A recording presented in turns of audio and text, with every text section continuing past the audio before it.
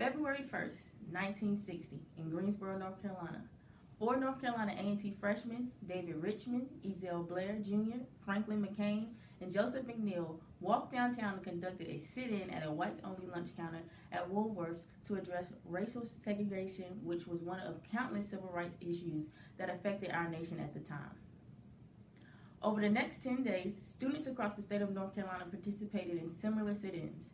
Demonstrations of their actions continued to spread to over 250 major cities around the United States, and by the end of 1960, over 400 demonstrations took place. I recently viewed a video by motivational speaker and author Simon Sinek. From that video, I learned that people do not follow what you do, they follow why you do things. When your actions are genuine and you do what you believe in, you will attract others who believe in what you believe in. When these four men sat down at that lunch counter, they did not realize that their simple acts would ignite a movement that would change the nation and inspire the world. Hello, my name is Tawana Cook. Today I am standing in front of the Greensboro Fort, and this is my leadership platform. Leaders are known to impact their community. Every leader has different characteristics that they bring to the learning community that makes everyone around them better. As an adaptive leader, I am not afraid to take risks to ensure the success of my students and my learning community. There is a difference between being a part of something and actually making an impact on it.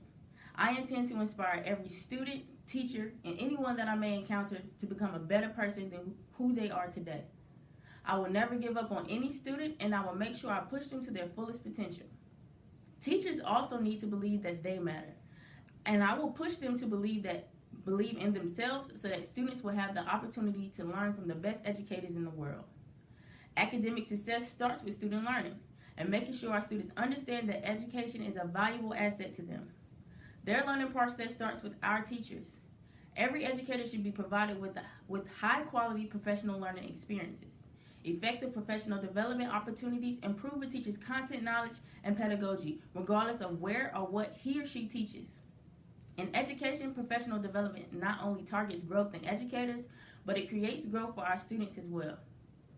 In order to have a strong learning community, I must instill and support a group of leaders around me. Jack Welch says, before you are a leader, success is all about growing yourself. When you become a leader, success is all about growing others. I will create professional development opportunities for collaboration so that my leaders can emerge. Teacher leadership should be highly enforced in education. Professional development will increase teacher leadership in the classroom, school, and in their community. Providing effective professional development will enhance our school's culture dramatically. Students will see their teachers learning, and it could positively affect how students think and feel about their own learning, which will strengthen our learning community. Socioeconomic status is something that may be overlooked in education, and I believe academic skills are impacted by our students' home and school environment. The school systems in low socioeconomic status communities are often under-resourced, negatively affecting students' academic process. Children in these areas tend to have lower academic achievement, family resources, and sometimes bad school conditions that affect their environment and behavior choices. To address this issue, educators must take the time to understand the background of their students and get to know where our students come from. We must help eliminate the barriers that limit their learning and differentiate instruction to meet the needs of these students.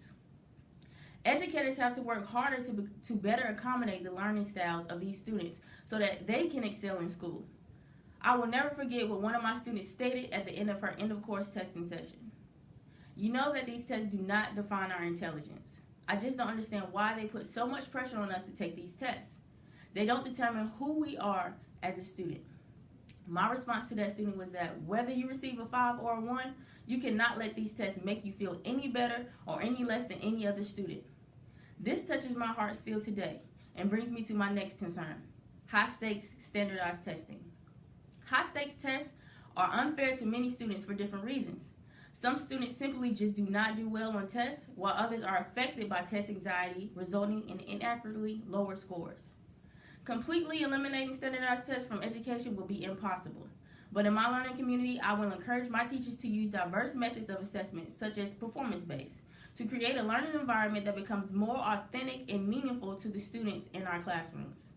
As educators, we spend the most time with our students outside of their immediate family. So that makes us family too. When you have family, most of the time you have trust, and when we develop that trust with our students, we must take advantage of it and not lose it. Having a clear vision of what the learning community looks like and what we want it to look like is very important when cultivating a supportive and safe community of learners. Under my leadership, we will nurture academic, personal, and social achievement for our students. We will foster this through creativity, respect, teamwork, and compassion.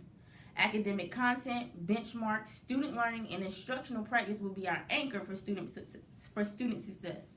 Student learning will be linked to real-world experiences so curriculum can be creative, relevant, and interesting to our students. My passion for equity and student success will be displayed through my dedication, commitment, and hard work to education, my students, and my learning community.